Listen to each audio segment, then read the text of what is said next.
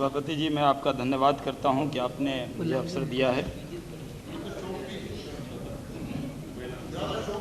दादा चुनकर आए हैं जहां 8 लाख मुस्लिम रहते हैं, कांग्रेस की जमानत जब्त करा के आए वहां से जी।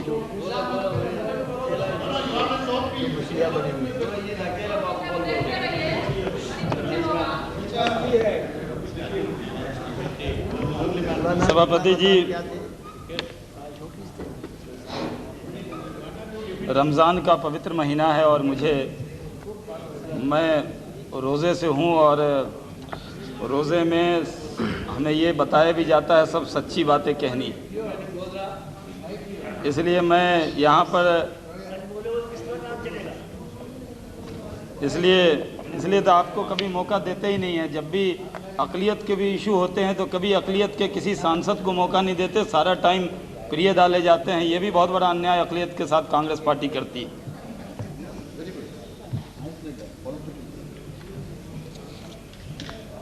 सभापति जी, हमारी बदकिस्मती है कि जब से इस मुल्क आज़ादी के बाद जब से इस मुल्क का वजूद खड़ा हुआ है, दंगे हमने आज से नहीं देखे।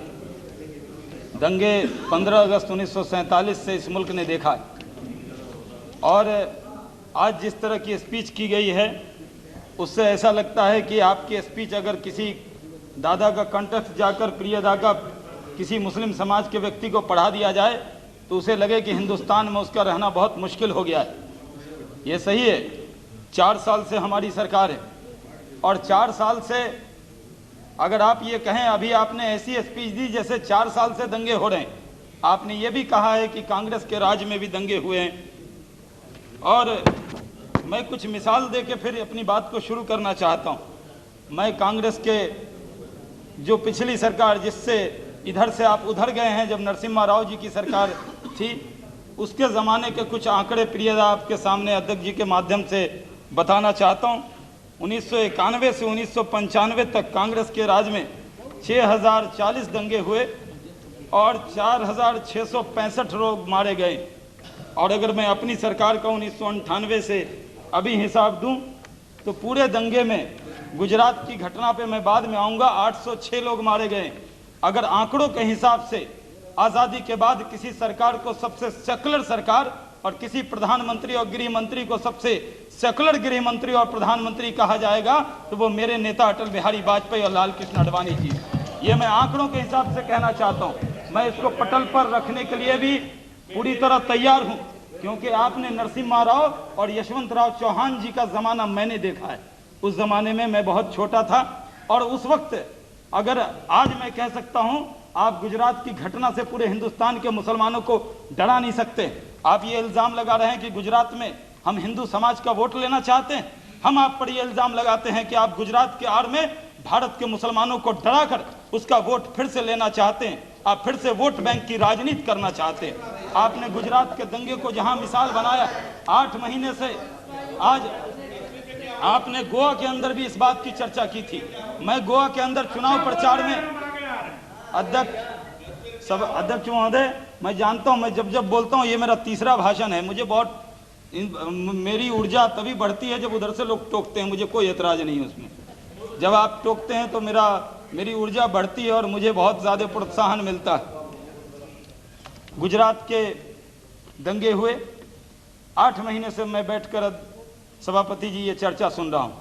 जब मैं खड़ा हुआ तो ये कहते हैं शोपीस है। मैं जहाँ से चुनकर आया हूँ वहाँ देश में सर्वाधिक मुस्लिम आबादी मेरे लोकसभा क्षेत्र किशनगंज में रहती है। वहाँ कांग्रेस का नामो निशान नहीं है और वहाँ से जो भारतीय जनता पार्टी का एक व्यक्ति चुनाव जीत कर आ गया है तो आपकी नज़रों में मैं खटकता रहता हूँ। जब प्रवीण राष्ट्रपाल बोल रहे थे मैं चुपचाप मुस्कुरा के उनको देख रहा था, लेकिन 4 बार उन्होंने मेरा नाम का उपयोग किया। मैं उस वक्त भी खड़े होकर कुछ बात कह सकता था। इसलिए मैं अपनी बात पर आने से पहले प्रवीण राष्ट्रपाल जी ने कुछ बातें जो कही हैं कि धर्म की राजनीति हम लोगों ने शुरू की। क्या कांग्रेस के लोग तो आपने बहुत दिन तक हुकूमत की है, सत्ता में रहने के बाद आपकी याददाश्त कमज़ोर नहीं होनी चाहिए। आपको याद होगा आप मिनिस्टर थे, गाड़ी थी, कोठी थे, बंगला था, हुकूमत किया, आपने ये किया वो किया, सब आपको याद होगा। तो क्या आप हर बात जब याद रखते हैं तो एक बात भूल गए कि आपने नरेंद्र मोदी जी की यात्रा की बात कही कि उन्होंने एक धर्म स्थान से वो यात्रा शुरू की। क्या आप भूल गए कि भारत की राजनीति में स्वर्गीय राजीव गांधी जी पहले व्यक्ति थे, कांग्रेस के वो पहले नेता थे जिन्होंने अपने चुनाव अभियान की शुरुआत 6 दिसंबर 1989 से अयोध्या से शुरू की थी। क्या उसको भूल गए? और अगर नरेंद्र मोदी जी की किसी मंदिर से आशीर्वाद लेकर यात्रा शुरू होती तो वो बहुत बुरी बात हो गई। ये मैं पूरी तरह रिकॉर्ड पे बोल रहा हूं, अगर आपको इस पर एतराज हो तो आप खड़े होकर इसको कह सकते हैं। इसलिए क्या आप भूल गए?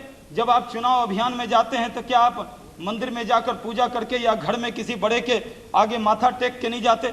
मैं भारतीय जनता पार्टी के टिकट से चुनाव लड़ा, लेकिन जब भी मैं भी अपने चुनाव अभियान में नॉमिनेशन करने गया तो एक बड़े बुजुर्ग के मजार पर जाकर फातिहा पढ़ के अगर मैं उस यात्रा की शुरुआत की तो ये तो बहुत बड़ा गुनाह हो गया। आप इस तरह का सवाल जो आज उठा रहे हैं, ये सवाल उठाने का आपको अधिकार तब है जब ये काम आपने नहीं किया होता। 6 दिसंबर 89 में प्रियदा भी कह रहे थे सारे लोग चुनकर आए हैं